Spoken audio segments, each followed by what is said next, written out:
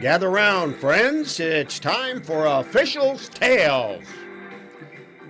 Hosted by three retired sports referees that coaches throughout Northern Ohio knew as the Three Blind Mice. They are authors of the book called Officials' Tales. So let's meet the authors and your hosts, Jimmy Borgia, Rick Hall, and Don Nardecchia for today's edition of Officials' Tales. Now here's your host, Rick Hall.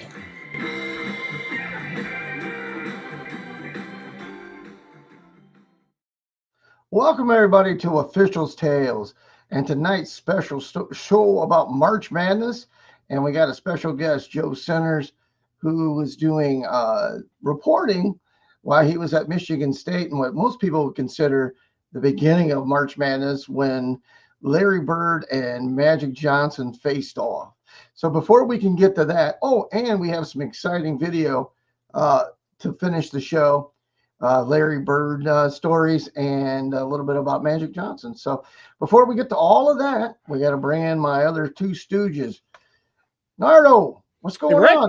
Love the Guardian. What is that? Indians or Guardians? What do we got there? Oh, this is the old Cleveland Stadium. 1932 to 1993 shirt. Yeah, I think that's a bar now. I'm not really sure. Well, you know, they built that trying to draw the Olympics. Oh, yeah. That's why, you know, big round place like that, so they could have track and a lot of the other events in there. Back in those days, they did it that way. Well, they got turned down for the Olympics. And so the Indians still played out at Old League Park, and they came into the downtown stadium on the weekend because they would get bigger crowds there. Well, I'll tell you, Progressive baseball back in the 30s and 40s. I'll tell you, Progressive Field's incredible. All the work they put in. You know, Nikki's showing me some videos. Can't wait to see it live. I think we're going to the Tiger game in June. Yeah, I don't go before it gets warm. Screw that stuff. I ain't going out in this snow and stuff. Anyway, let's bring on our other stooge, our one-eyed pirate, Jimmy. You're a sissy. You're a sissy. Don't go till June. Hell with that. Put on your long johns. Come on. You know what? I can sit right here behind my little TV and drink a beer and watch a game. It's perfect. I just got a message on my watch here. Weather change ahead. Here we go. You guys know about that. Temperatures falling in Seneca tomorrow. High of 63. Yeah. Christ. Stick it in your ear. When I left the house, it was snowing. Well, I think it won't be snowing here tomorrow. I think we have one warm day this week. I think it's Thursday. Yeehaw. Ain't it great? It'll get 60. There. It'll get there. Yeah, in the 60s or something. Then it'll freaking rain and we'll get snow again. And but I am doing it this afternoon. I tell you what, I am trying something really cool this week. For my birthday, the kids got me an escape room. It's 80s themed escape room, so we're all going to do it together. Those are riot. Yeah, that's ought to be fun. I know why they invited me and Sherry, because it's 80s themed, and these kids have no idea what the hell they're talking about with 80s. Yeah, stuff. Megan Sexton, that played golf for me at the high school, was one of the original four golfers. She and her husband Larry, Megan Selvey now, they live in just north of Columbia a little bit, and about once a year we do an escape room, and they're brilliant at that stuff. Oh, I know, it's crazy. Yeah, so it should be fun. So hey, without further ado, let's start talking about March Madness. Boy, there's been some crazy games, some crazy calls and non-calls. I mean, we can do some videos on those too later on, but I was watching some of the games going, oh boy. And my favorite is when they bring Sterator on and he just tries to be politically correct, and you know how that goes. I'm not even sure what I paid the guy. We had one here on Saturday night over in Columbia where the Clemson girls were playing against Southern Cal, and everybody thought we had the buzzer beater. We were tied, and or we were down by one, and we had the ball out with 4.4 seconds. So they gave it to Mia Moore, the fastest girl on the team, the best scorer, just a Sure. very nice player.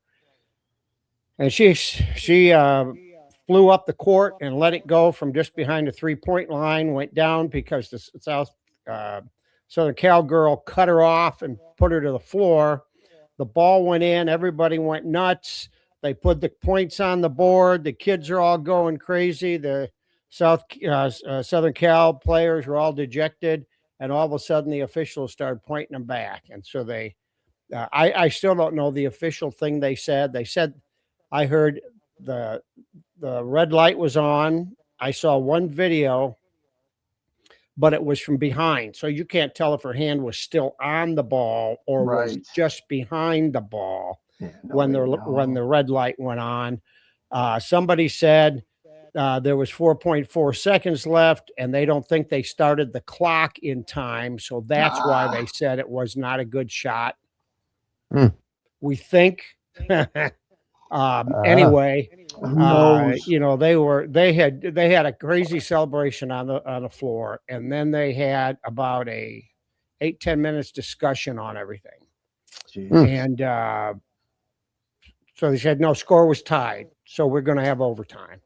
And you know, I talked to a buddy that'd been around Clemson sports a long time, and he said, you know, I've seen a lot of big basketball games where somebody makes a shot at the buzzer and all the celebrations and stuff, they're halfway back to the locker room, they get called out again, and they always get beat because the emotions that spilled out of their body from winning that thing had got sucked out, and they just don't perform well in the overtime. And so Southern Cal did, and they won, but I mean, everybody in the place had all the emotion sucked out of them too with that. So anyway, let's get to Joe. Yeah, before we go to Joe, I do want to say, you know, if you see something in March Madness you want us to cover, message us. We'll see if we can find the video, and the next show we'll throw it on first. So hey, with that all being said, hi Joe. How you guys doing tonight? Oh, we're doing all right. You're talking wonderful about the clock. I remember here, it wasn't too long ago. Michigan State was playing at Wisconsin, and it was a buzzer beater, and they couldn't decide whether it was good or not. And as it turned out, they said the clock that you could see on the backboard was different than the game clock, like a tenth of a second. Okay. And so they're going off of different clocks. And yeah, you start. That's like splitting hairs. But yeah, anyway. I remember a couple years ago. I don't know how long ago it was in a high school tournament that a shot went up, and the light on the backboard went off, and it would have affected the call. But they said that they don't use college rules. That's right. So, that's one thing we actually talked about, well, 2 or 3 coaches so far during this last couple of months. We agree that we should have a lighted backboard. Yeah, I mean, that would really help us, especially in a packed gym where it's screaming and you can't really hear the damn horn in the first place. That was one of those discussions that went right along with the 30-second shot clock. And you'll have to watch the other shows to hear what we said about the shot clock. Well, we had the shot clock, or the red backboard lighting for the last few years we worked. Not, you know, it went in. If you had it, you used it. If you didn't have it, well, then the boosters haven't anteed up for it yet. So yeah, that's something that I think should be standard. I mean, it really would help us a lot. People don't understand when you're the trail 9 times out of 10 calling that last shot, and it's 3,000 people and the game's on the line. Heck, the season's on the line a lot of times.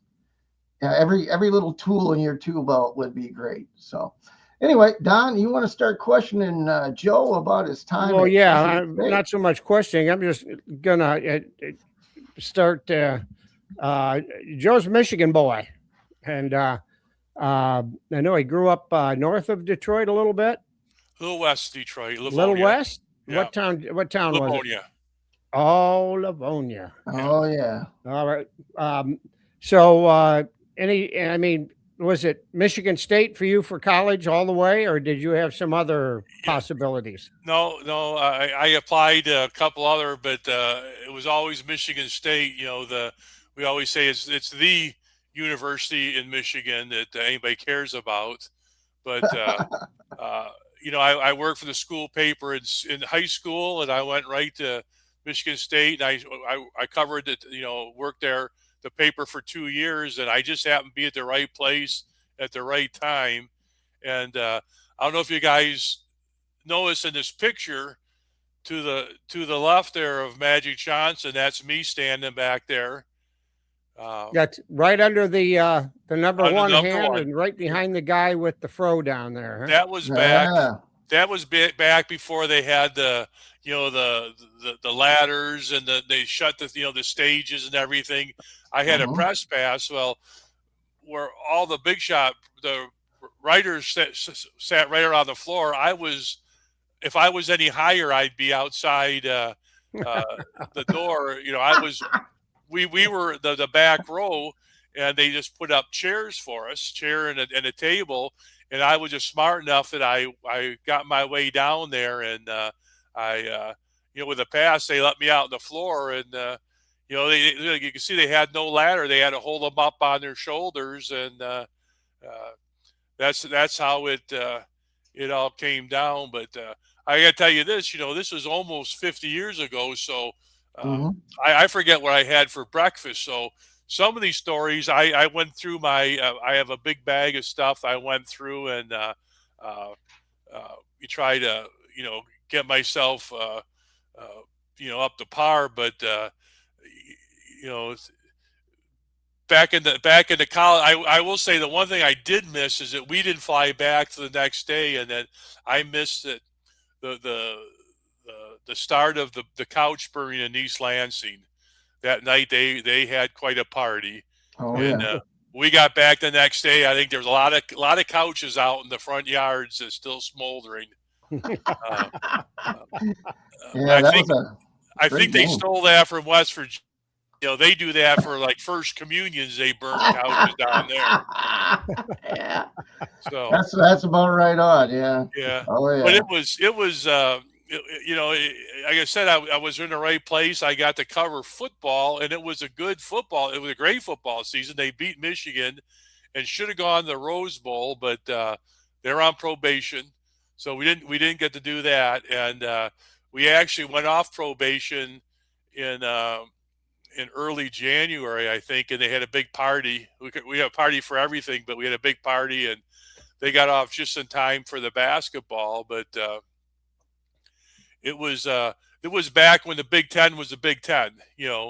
There was 10 teams, and at the Yep. schedule you played on Thursday and Saturday, and Hmm. so you would go to Michigan and Michigan State, or you go to uh, Michigan State and Ohio State, or Indiana and Purdue. And, they would pair you Minnesota and Wisconsin. That was always a trip. That Mhm. was the last trip we took that year. Drove up to Minnesota on Thursday night and backtracked through Wisconsin on the Saturday. But one Sunday in the middle of the season, we played Kansas, and that was on NBC. It was the only game, the only televised game in the country, because nobody played on Sundays. It was Dick Enberg and Billy Packer and Hmm. um, Al McGuire. Al McGuire, and they Yes, came sir. in. That Yeah, was a fun group. yep, Oh and yeah. that was really really a big deal. But otherwise, you had your schedules, set schedules, and um, there was none of this, Monday night at 9 o'clock or Tuesday at 6 o'clock or, Yeah, um, guess. Right. yeah, it's just, and what, now, of course, they're all on TV one way or another. Uh, I remember when I came to Norwalk in 1979, if you want to watch the Buckeye football, you'd have to wait till like 11:30 and watch the replay. You play. Yeah. And now, but back then it was all different. And, uh, they lost 6 games that year, And I remember, they lost at Illinois and Purdue back to back. Mm-hmm. I drove to Chicago. They got blasted by Northwestern. Um, they lost. I'm trying to think of different ones they lost to, but the last game of the season, they got beat on a 65-foot shot at the Wisconsin. And I was reading back there, and Heathcote said, Judd Heathcote, the coach, said, well, maybe that was, if you're going to lose, obviously that was a time to lose it, because they had clinched the tournament's berth on Thursday night. So really they weren't playing for anything. So that was back when they had 48 teams. So, that's what I was going to say. I didn't think that 62 had hit yet. Yeah, no. So 64. half the teams got first round buys, and so we went down to Murfreesboro, Tennessee, and got a first round bye. I think I just saw this here. In the first round, it was St. John's beat Temple, Penn beat Ionia, Lamar beat Detroit. Our Dick Vitale was a coach at University of Detroit then, and he was down. So they had the first round of all these places. Well, Michigan State got a bye. Well, they got Lamar, and they were a hot shooting team from Texas. One of these, Cinderellas were going to come in, and then Michigan State just drilled them. That would have been Michigan State would have been 95-64. So that's pretty good pasting. Yeah, so they got to that first round and ended up in Indianapolis, the Midwest region, and they beat LSU 87-71, and then Notre Dame beat Toledo 79-71, and then in the finals, the regional finals, Michigan State beat Notre Dame 80-68, and the game I remember after that game we were packing up, getting ready to go, and the stands were empty, and our photographer looked up, and there was Digger Phelps sitting up in about 40 rows high, just sitting by himself. And, he thought that was going to be, one of his shots. I think Kelly Trapuka probably played that. But, he just ran into the wrong, he was in the wrong place, the wrong time for that. Oh, yeah. Yeah. And then we went out to Salt Lake, and it was our break, and I was fortunate, myself and I and the photographer, the paper or the school paid for our tickets, and we flew out, and there was no private jets here. We flew out a commercial and flew out the city early, and got to spend basically all week out there. And of course, there was no school, no paper, so I really didn't have much to do but have a good time. And vacation. I enjoyed it, and we played Saturday. We played Penn. I remember it was Pennsylvania, DePaul, Indiana State, and Michigan State. And Pennsylvania, when we first got there, their sports information department sent out a press release saying that we are Pennsylvania, we are not Penn State. So, you're in trouble when you have to tell people who you're not. Yeah, they're the Ivy League school. That would be like if Ohio went somewhere and say, we're not Ohio State. So those were two pretty, Michigan State, they blew out Penn 101-67. And Indiana State beat DePaul. That was 76-74. That was quite a game, and that was DePaul. That was Ray Myers, and he brought a team out. I remember when they came out, they had a practice the day before, and the teams came out and had their nice uniforms. Well, DePaul came out, and these guys had, their Chuck Taylor Converse and their mismatched uniform. That's all they had. They were just happy to be out there, and I remember when they did get beat, they said, well, they're good. They're good. They're going to be back. Well, as we found out, as Joe Burrow found out, and as Dan Marino found out, sometimes you better win it when you get there, because Michigan, right. Judd Heathcote never got back, but he won it the one time, and I think the next year, DePaul got beat like in a 3/4 court shot at the buzzer, it knocked them out. One play, one shot, and you're done. Yep. And they never did get back.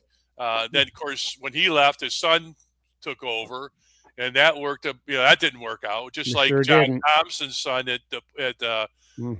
uh, at UConn. It's yeah. So of course, that set up the game that everybody was waiting for, and probably you know what this game in the finals, but the greatest matchup, and they'll never match that.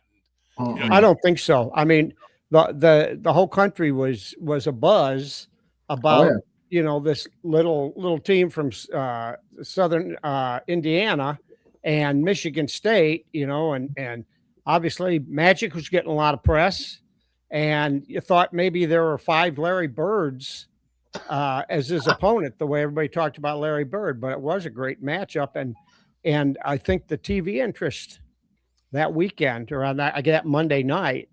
And what led up to it was really what CBS built March Madness that year, and have been building on top of it ever since. Yeah, and as it turned out, those two coming in the NBA rejuvenated the NBA. They said Sure at the did. time the NBA finals were on the tape delay. Well, when those guys came out, and then all the battles they had over the years. I remember when Magic was a rookie. That's when they played. I think Philadelphia, Yep. and Magic had to play center. Uh, Mhm. so and then the battles with Larry and Magic were epic all the way Sure, through they all were. the years, and that's Mhm. what rejuvenated the NFL or the NBA. And you guys are referees. Look at the videos. I saw the one that was the Boston. There's a call at the end of the game, and the fan rushed out and jumped the official. Oh yeah. And they pulled them off, and just kept playing. It was Oh, it's nuts. remember the palace and the malice and the palace. The Mhm. fight Sure. went up, uh, uh, and now uh, they're trying, they're trying the best they can, but you get these big guys, these big bodies, you could call anything. And I see it in All high the school. time. I see it in high school. You Mhm. see the Division 7, you see St. Paul and South Central playing, and then you see Division 1. It's like men and boys, and it's It a whole is. different It game. is. And you have to call it differently as you Sure. go. So yeah, it was a great experience. I know that I know you can't see it much on my wall, but I, I still got it here was the, the big headline in the paper. You know we're number one, and Yeah. And it's in green. How about that? it was in green, and it was quite a party for a long time. And this was the that they'd handed out to all everybody that was with the team, and I was fortunate that they saved one for me. But you can see they were 26-6. Mhm. Uh, Yes. so they're it wasn't one of these dominating dominating teams, but they got hot at the right time, and they had a boy. What a great team they had. You know, uh, Kessler and Johnson and uh, uh, yeah, I tried Terry Donnelly. Um, I remember the one Berkovich. He was playing one game and he lost his shoe. They called him Shoes Berkovich, and that was his holy claim to fame. Was he lost his shoe one time, and uh, uh, Al McGuire made a big deal about it, and it was it was a great like I say, a once in a lifetime experience. And uh, uh, this past New Year's, my wife Jody and I went out to California. My brother-in-law is a retired music teacher from Michigan, and he was a Well, he plays and the band directors have a band. Well, they played in the Rose Bowl, and my wife always wanted to go out, so we went out and we got to watch the Rose Bowl. And of course, it rained for the first time in 20 years. It was brutal. It was a rough, but the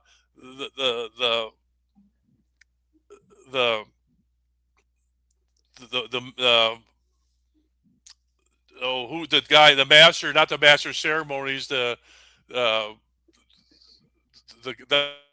parade was, so that was kind of neat. If I'd have done it all over again, I'd brought my Michigan State flag and tried to wave it at him. But with a million people there from start to finish, I don't know he'd have found me. But that made it a little extra special, and it was a lot of fun. I could go back and I can go through my books now, and every time I look at it, I did have a program that we all got, and when we were flying back, we passed them around, and on the Michigan State page, all the headshots, everybody signed them. So Nice. I got the autographs from Magic Johnson and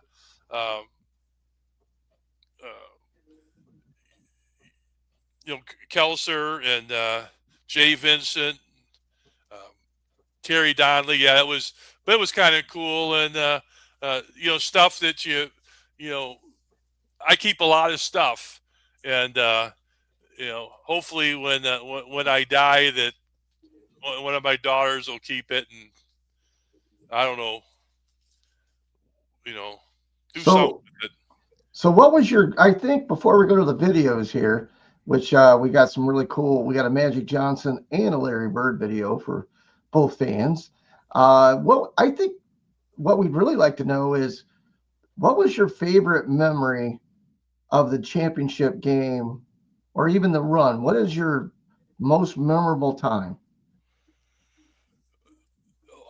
I guess it would have to be,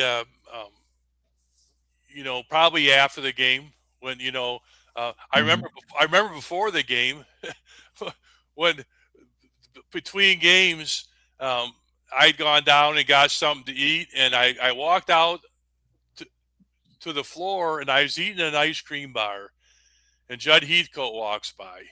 Yeah. Joe, what are you doing? I said, oh.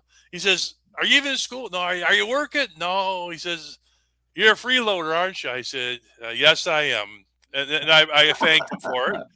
But Judd was, he was, if you remember, he was kind of bald up front, and he'd always pound his head. Always, yep. They call it the Judd thud. But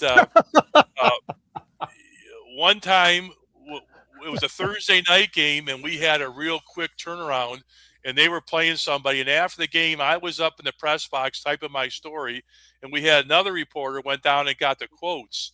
Well, he came back with the quotes, and somewhere along the line, we got him fouled up, and I quoted him as saying is that it's not basically not a one-man team, and Magic Johnson isn't the most important. And well, it was obviously the other way, and later on, Judd he called me aside, and he was pretty nice about it. But he could have blasted me, but he said, Joe, he waited till it was after the press conference, and Joe said, I don't care you quote me, just quote me the right way. Well, I felt about 2 inches tall. Another thing that year I was hoping is that I'd hoping to interview Bobby Knight. Oh. Well, that year when he really started feuding with the press, and then he stopped talking to the press. So when they played in Michigan State after the game, he just sent out, somebody with a couple quotes on a sheet of paper, and that was. Mm-hmm. But you look at those. It was Bobby Knight and Judd Heathcote and. Who's a guy from Purdue? He's on the TV every game. Gene Cady. Gene Cady. Boy, he's looking rough. I mean, he's still around, but when I saw him, wow, I recognize it. Yeah, there were some wild times. But this one last thing though is I told you when we did the paper, we're number one. Right. The next month, one of the classes on campus wrote a parody newspaper, and this newspaper came out. We're number two. Well, can you see the picture of Heathcote sleeping? Oh no. And Oh so my God. and so what happened is that I didn't even know they were doing it, but when we were flying back, the photographer got the picture of him. But the story was written by Joe Forwards, and but the story goes: the sweet taste of victory still fresh in the Spartans' mouth following Michigan State University's stunning capture of the National Basketball Championship title early this term was snatched away abruptly last night by the NCAA officials and announced that revoking MSU's title in wake of a recruiting violation disclosure. And it was about, they said it was about a hockey player, the Elephant Ronkies was, but it was the whole story, the whole paper was made up, and it was pretty well done. But I remember a guy from the local TV station called me and said, Joe, I'm embarrassed to do this, but my boss told me I had to call. He says, this is not true, is it? I said, no. But his boss made him call him. But it was pretty funny. It was 1979 senior class council names undistinguished seniors. Straight Pride Week begins. Yeah, it's Hey, did any of those guys go on to work for the Onion? I don't know. I don't know. That's some pretty highbrow parody stuff. It was pretty good stuff, but they actually had it printed up and everything, and I didn't know anything about it, but it was.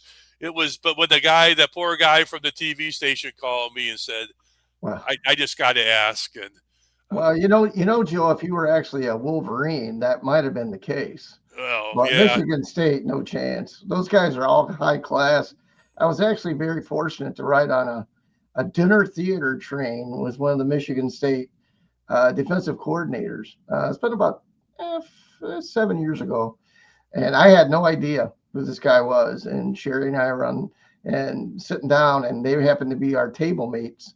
And we were having dinner, and we were talking back and forth. He goes, you being a Buckeye, because I'm a Buckeye, went to Ohio State.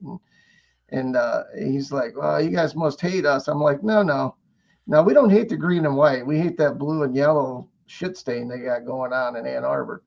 So he goes, well, at least we got that in common. Yeah. Well, I tell everybody, I saw you Ohio State fans, I said, you guys hate Michigan really, 4 or 5 weeks of the year. The rest of the year, just kind of, I said, we hate them 365 days a year. Unless it's leap year, then it's 366 days. There you go. I live on St. Mary Street, and I'm flying my Sparty flag now, but next to me, he's a Michigan fan. Across the street from me is a Michigan fan. On this side of me is Ohio State fan, and he's just besides himself that he's a lone gun on the street, and he's the Ohio fan. But that's fine. I think that obviously if it worked out, Michigan State could play Michigan in the finals. If that ever happened, I think Michigan's a far better team.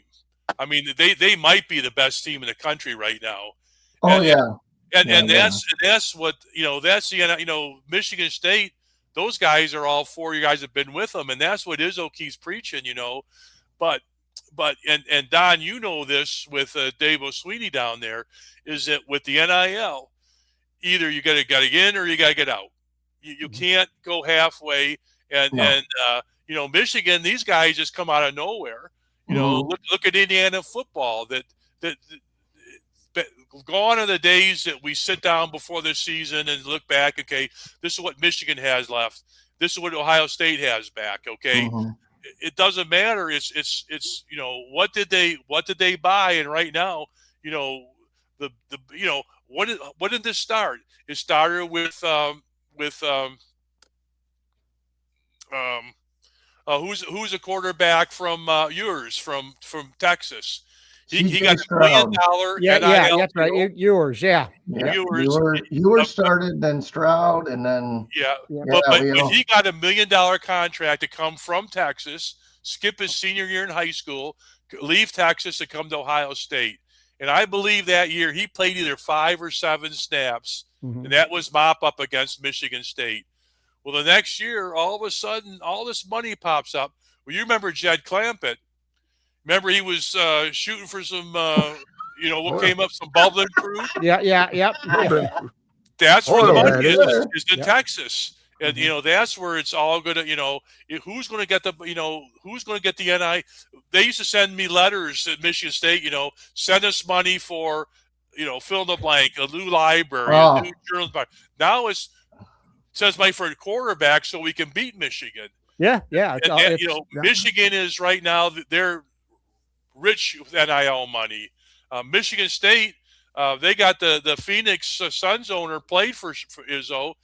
He's got a lot of money, but Izzo is, I remember last year during the tournament, somebody asked him, "Hey, the portal's opening tomorrow. Are you going to start looking?" And he went off on this guy.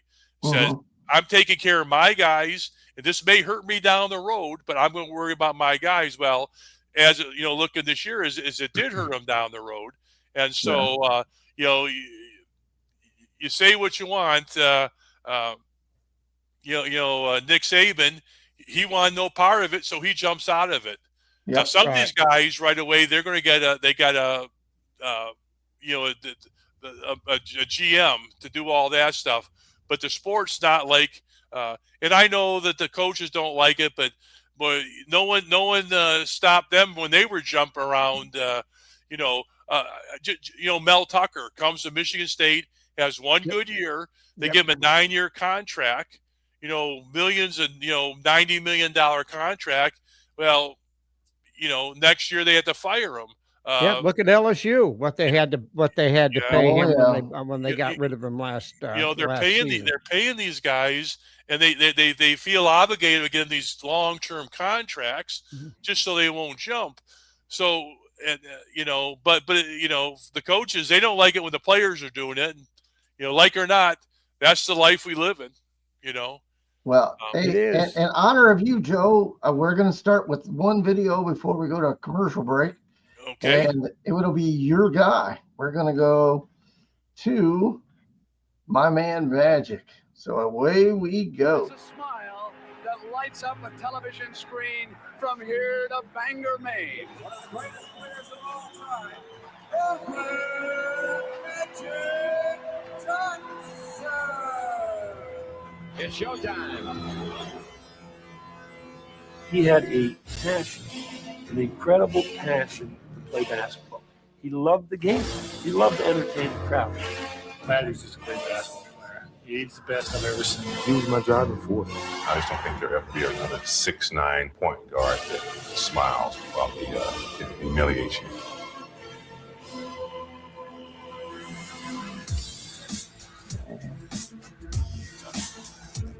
Now the ball in low to Magic Johnson. No, look at Kareem Star.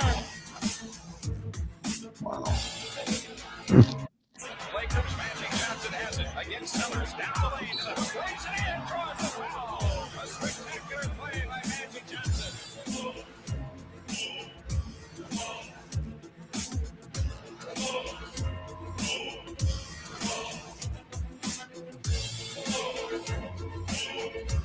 Back with a Showtime move. Spectacular play. Magic was the only guy that I've ever seen really throw a no-look pass. Look at a guy, time him, look you off, and then hit that guy in the dime without even looking at him.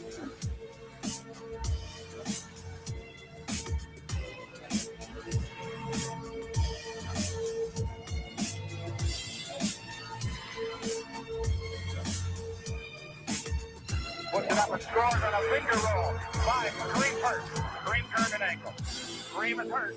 I don't think Kareem is going to be able to go anymore right now. And so Magic on the airplane asked the coach, could I please start at center? And the coach kind of laughed at him, and I said to the coach, he's serious. I called my dad and I said, I'm going to go back to my high school days. He said, what are you talking about? I'm going to go back and be a scorer. I'm going to score tomorrow. I'm going to score a lot tomorrow. It was his show. He jumped center, and he ended up scoring 42 points, 15 rebounds. We played everybody conceivable against them defense. And here's a guy that, what was he, 20 years old? There it is. It's over, and the most valuable player is Magic Johnson. He starts at center, plays forward and guard, and leads the Los Angeles Lakers to a world championship.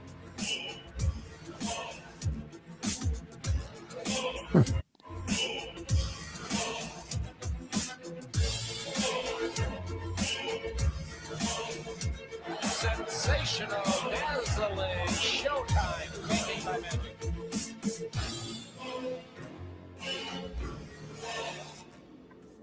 Rebound to Kareem. Down the pass to Magic. Oh. Look at that. There was no rhyme to the fast break. We took off and running because we knew if you got out there and you filled the lane, Magic could get you basketball. The Magic a 360 turn with the dribble. Magic down the middle. Gives underneath to Worthy. Slammed up. It's showtime. As it became bigger than a basketball game, it became more of an event. We just happened to be right next door to Hollywood. Well, it's the perfect name for him because when he gets on the court, he is Magic. You know, he found an incredible desire to want to play basketball and play it at its fullest. And so Urban's personality made that team showtime.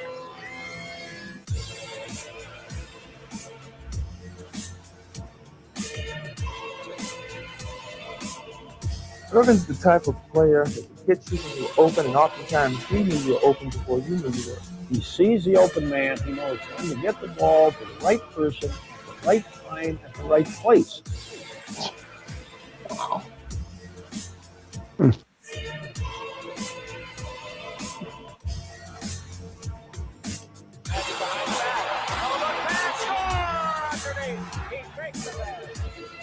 You know, you actually forget how good Magic was.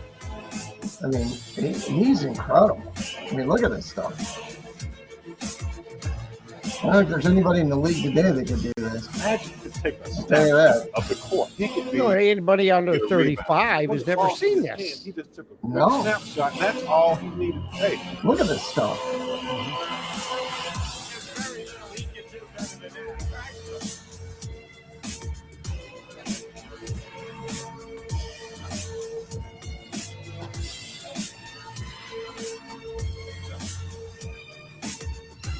And they were the Magic Showtime Johnson Lakers. is Oh, yeah. so competitive. He really hates to lose. He really does.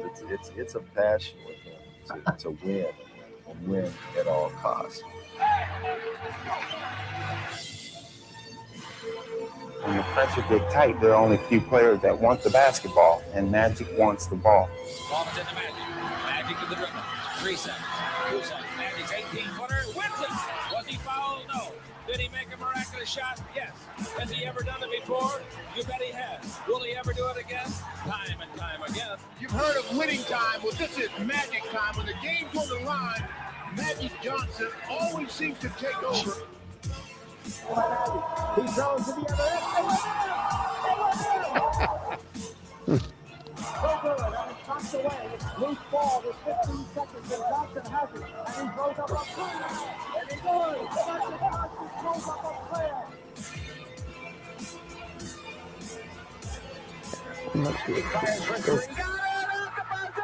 Magic hit a 3-pointer hit.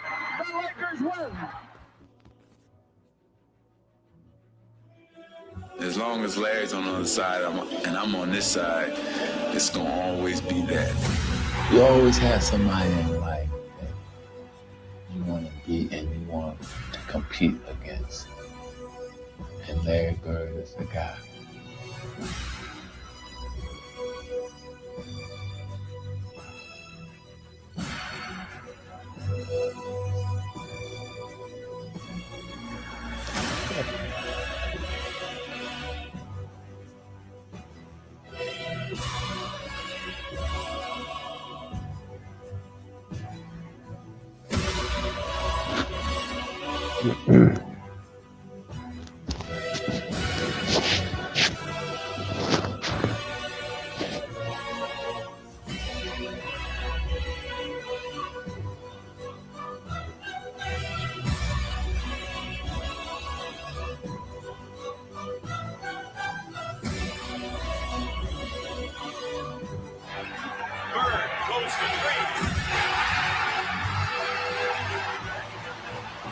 So the final celebration belongs here. Yeah, that was quite a rivalry between those two guys. And actually, because our show's getting a little long here, we're going to take a commercial break, and we're going to come back and show a short clip of the other side of that coin, Larry Bird. So hang with us. Yeah, and thanks everybody for staying with us. We're still selling our book on Amazon, paperback, hardback, and ebook. And we also have them here at the Common Good. And here's a few things that Allison's been trying to highlight. We restocked with Earth Philosophy, and we also got a refill. So Rachel lives in like the Berlin Heights Vermilion area. She makes all these amazing products. And so our sinus relief is restocked. We have frankincense, we have turmeric.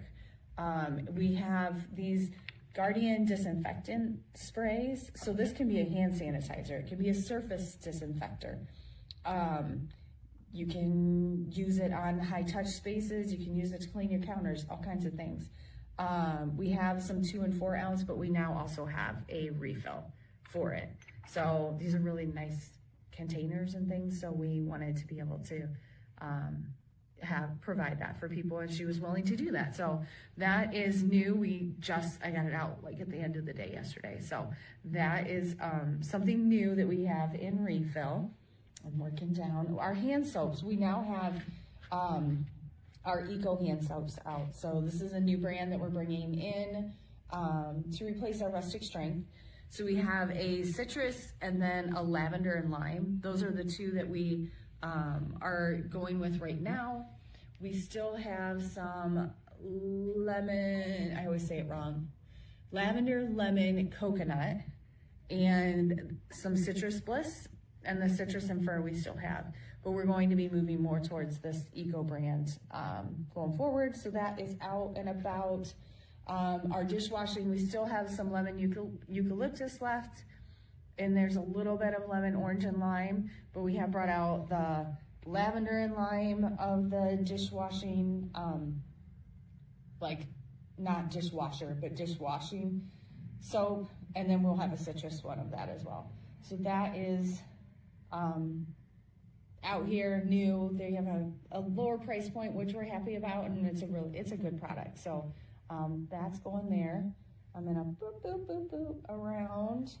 We also have their citrus laundry soap, which is really good. Both Sarah and I really liked that when we used it to see if it was a good replacement.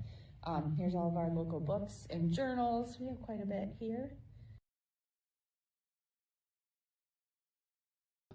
For Allison and Sarah for promoting our books and putting up with us 3 crazy guys. So let's get everybody back in. Nardo, he's back. And let's get Jimmy back.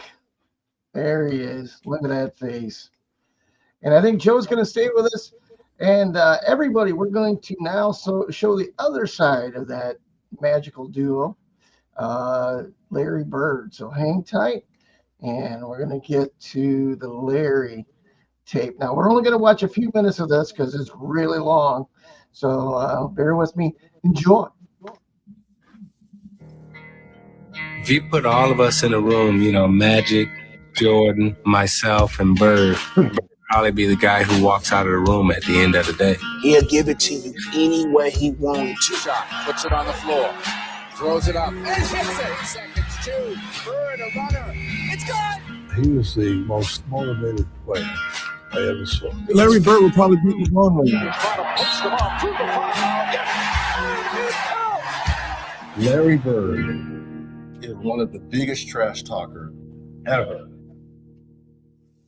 Larry Bird wasn't just a basketball genius. He was a verbal assassin with an arsenal of trash talk so sharp it could leave Hall of Famers questioning their careers.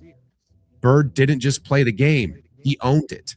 Whether you were a rookie, a legend, or someone who dared to think you could hang with him, Bird would dismantle you with words, then back it up with buckets. Here's Bird going for 3, and he has it. Pat Riley once said he'd trust Michael Jordan to take a shot to save a game, but if his life was on the line, he'd take Larry Bird. Turnaround, hit. That's because Bird was terrifyingly, stoically unstoppable. And today, we're diving into the stories that made Bird a legend in ways stats never could. The one-liners, the psychological warfare, and the moments that left even the greatest players speechless. These are the moments that didn't just make him a legend, they made him Larry frickin' Bird. Let's start with the glove, Gary Payton. A man known for his own trash-talking brilliance, Payton didn't hand out compliments lightly. But even he had to admit Larry Bird was on another level. Payton recalled Bird strolling onto the court, locking eyes with him, and delivering this legendary line. Bird used to tell me, look here, man. I'm going to go shoot this motherfucker jumper in your face right there in that corner. And it's going to be your Christmas present. I'm going to wrap it up and bust your head open. All that shit. He was the coldest dude I ever seen with that shit, man. Everybody be talking about these greats. And we always mentioning him. He was the shit. Yeah. The shit, man. He'll give it to you any way he wanted to. Any way he wanted to. Larry Bird was cold. Cold dude, man. Real cold. If Bird could crush trash talkers like Payton, you can imagine what he did to the rest of the league. Take Charles Barkley, for example. Barkley's favorite Bird story happened during an All-Star game, and it's the perfect example of Bird's confidence. It's an All-Star game. I forget what set it's in, and I'm sitting there with one of my teammates, Leon Wood. It was a great three-point shooter. Larry Bird comes in last. He says, hey, which one of you guys going to come in second? And it was just like y'all did right there. It was so quiet. And after that, I said, oh, man, these guys ain't got no chance. give me your best Larry Bird. I wasn't around long because he was hurt when I was playing that first year or second year. But I just remember one quick thing. We were playing against him, and I think I stole the ball from him. And I just remember him turning around saying, you little piece of and I was like, that, to me, that was Larry Bird. And I was so happy because I'm like, that Larry Bird told me you're a little piece of you know what I'm saying? Like, because I idolized Larry Bird. And the next time I came, I said, okay, now they're down to the nitty gritty. Who's coming in second? You already know who's going to win this. And I got lucky because I almost got beat in the first round. But what was the reaction after you said that? Like, oh, that's just Larry Legend, or did it get dead silence in there? It was silence. I think they were a little nervous. I like it. I think they were nervous. And then the walk off with your hand up. I mean, come on, Coach. Come on. Well, I was struggling in that final round in Chicago. I know that. And I just got hot there the last 2.5 racks. You know, when you're shooting them, you don't know what the score is. Right. But I had a feeling by the way the crowd was going, I had to make the last one. And when I let it go, I felt it. You know, sometimes you shoot them, you think they're going in, they don't. But that one there looked perfect all the way. So if it would have bounced out, I would have felt like an idiot. Well, but it went in, I got lucky and got the check and went home. Byron Scott's first encounter with Larry Bird wasn't just a game. It was a psychological masterclass. It's one of those moments that sounds too good to be true, except it really happened. So we playing them in the last play.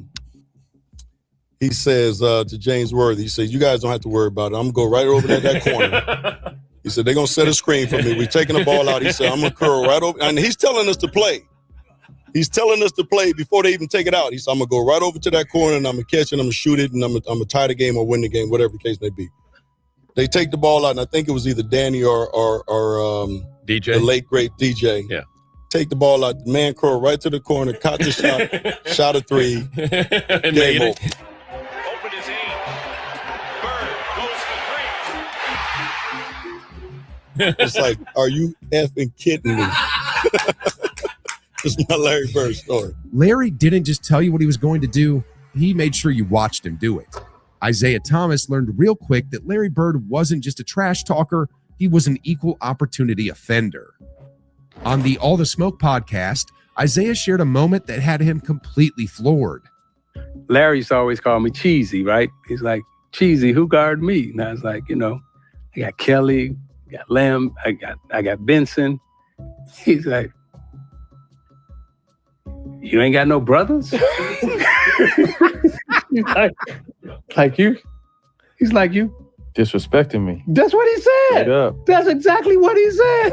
He said, hey man, you can't put no white dude on me. Hey. That is straight disrespect, right? He said, don't put no white dude on me. For Kenny Smith, he recounted a story from Brad Daugherty that takes Larry's confidence to another level, right into absurd territory. Brad Daugherty told me this story when he was second year in the league, and they were in the playoffs against the Celtics. Down one, Larry Bird catches the ball in the deep corner, and he steps back for a three. And before he takes the three, he's like, oh wow, he's going for the win. He's not going for the tie. And so Brad Daugherty runs out, and he head fakes him. And as he head fakes him, now it's 3-2, he hits him on the butt with the ball, and then he shoots it at the buzzer. And the confidence that hit him on the butt as he flew by him trying to block a shot. Larry Bird catches the ball in the corner, and I take off running out at Larry Bird. And right when he's getting ready to shoot, I jump. And as I go by, him, he tells me, he says, fly, Bird. And I go right by him, and he shoots the ball. It's nothing but nylon. But for James Worthy, guarding Larry Bird wasn't just a physical challenge, it was a mental marathon. I'd much rather guard Michael Jordan than Larry Bird because you have to play the game as a thinker when you're playing him. You have to get inside his mind. Larry wasn't quick, couldn't jump really high, but there was just some sleepless nights. Larry's IQ and trash talk combined to make him a nightmare matchup. Worthy didn't just have to guard Bird's shot, he had to guard his brain. And then there's Dominic Wilkins, who got a very Larry Bird welcome to the NBA. I'm a rookie, and I go up against, we small forwards because guys guarded each other back in there. You couldn't duck each other. And so I go shake his hand, and he put both hands behind his back. And I'm saying, okay, he's getting his head ready to play. And first play of the game, he says, I don't know where they got you guarding me, Holmes. And he shoots a three. I was pissed. I said, I wasn't mad he hit the three, but this bitch just called me Holmes. And so it set up for a really interesting game. Because I remember one time I came down and I dunked it on him. He laying on the ground, he fouled me, and I'm pointing. And the foul will be on Larry. And he said, hey, Rook. I said, what? He said, what? He said, I like you. You got, he said, you got balls, but I'm still going to get 30 on your ass. He got about 38, but I had to pay my dues. I wasn't upset about that because, back then, as a rookie, you got to pay your dues. Simple as that. Terrell Brandon had his own unforgettable encounters with Larry Legend, and for him, the experience was as mentally taxing as it was physical. How can a person jump this high and out-rebound you? How can a person just move you that way and make you a deficiency? Right. How can a person jump and when we practice, he would be running around Boston Garden while we was practicing. That was psychological. And we was watching him running around in the Boston Garden. And it was like, why are you running? One game against the Cleveland Cavaliers still gives Brandon chills. Bird was in the zone, draining shots with such precision, it felt unfair. Brandon described it perfectly. It was 91-92 season, and we was playing the Boston Celtics. It was Bird, McHale, Parrish, the great three, Ainge, and we was up one. Okay. He said, who's guarding me as we come out of timeout? Now, remember, I'm a rookie because Price is out because he hurt. Right. He says, who's guarding me? I says, Craig Elo. He says, why you got that white boy on me?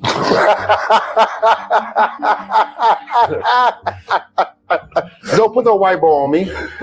He said that was the most. Now, remember, Larry Bird is white. Right. He said, I'm going to go over here and I'm going to get in the corner. Dennis Johnson going to pass it to me and I'm going to hit The last second shot, and it's over. Come on, man. So I'm like, I told Joe Wood, I said, hey, man, listen, the ball is going to Larry Bird. Everybody knows the ball's going to Larry Bird. Right.